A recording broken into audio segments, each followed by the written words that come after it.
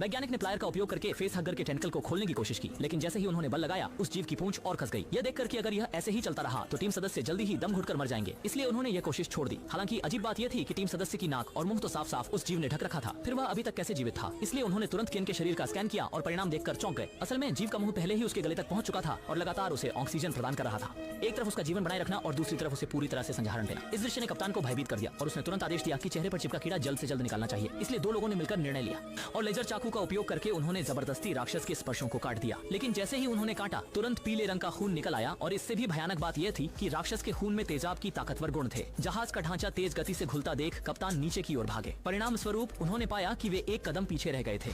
दर्शक तुरंत ही तीसरी मंजिल पर पहुंच गए। तब जाकर जहाज का क्षय धीरे धीरे रुक गया। नहीं सोचा था कि एक बूंद खून लगभग पूरे जहाज को नष्ट कर देगा। उन्होंने देखा कि यह राक्षस का खून था।